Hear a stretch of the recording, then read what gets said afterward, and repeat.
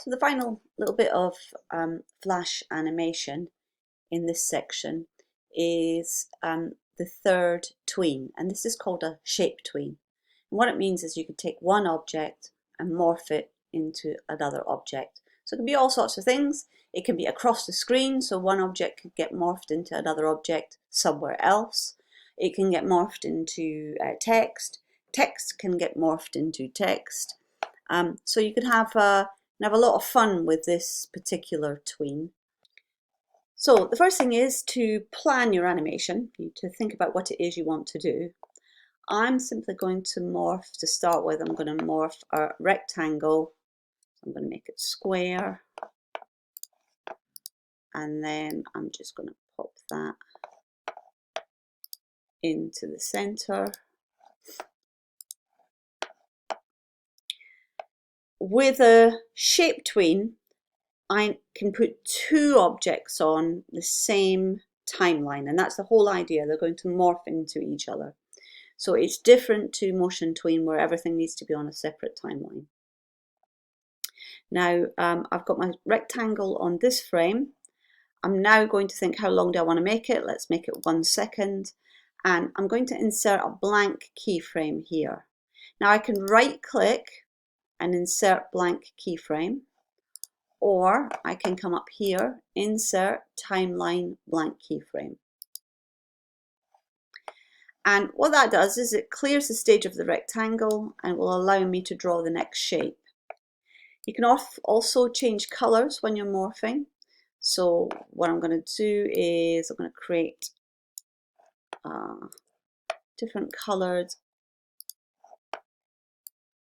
oval. And again, I'm just going to center it on this occasion. And the idea is it's going to smoothly change shape. So now I talk to the whole timeline and I just click somewhere in the middle of the timeline and I apply this tween over here, the shape tween. You can already see the colors are merging together and the shapes are morphing. So it goes like that. And of course, if I wanted it to return, I could add another blank keyframe and add in the rectangle shape again, and then it would morph from one shape to the next. Or alternatively, we could have it morphing to a different shape. Let's go with, I'm going to insert a blank keyframe. And this time I'm going to choose the star shape. And we'll just choose a different color again.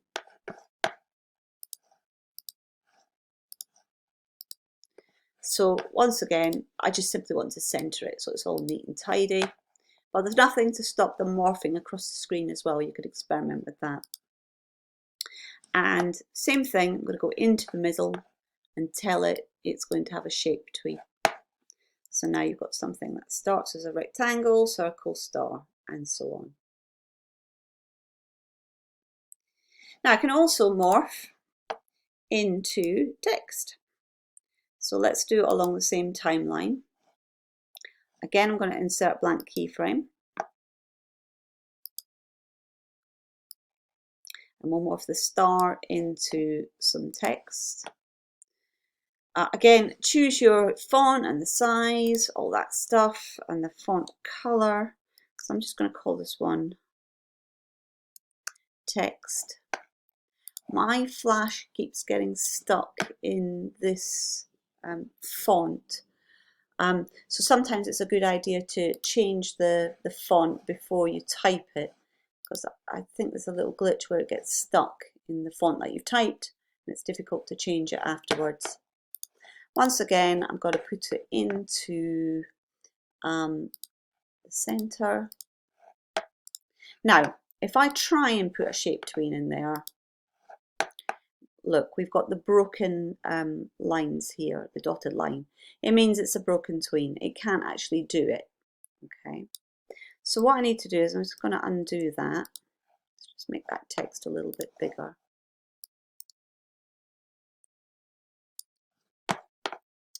what I'm going to do is I'm going to break up this text.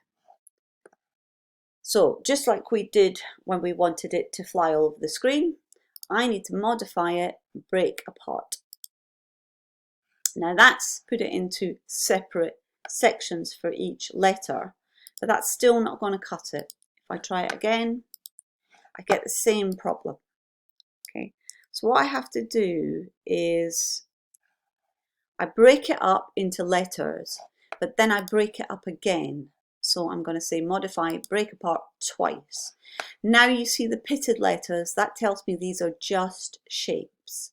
Okay, now I can put on the shape tween. And there you have it. So it will morph into the text. Of course, I'm going to have to extend the timeline, otherwise nobody's going to see the text, because it will just flash by so quick. So you need to think about planning ahead. So I'm going to have it on the screen for about half a second, a bit more. I'm going to pop in a keyframe, and that will just copy over the previous keyframe. And so we've got it morphing into the text.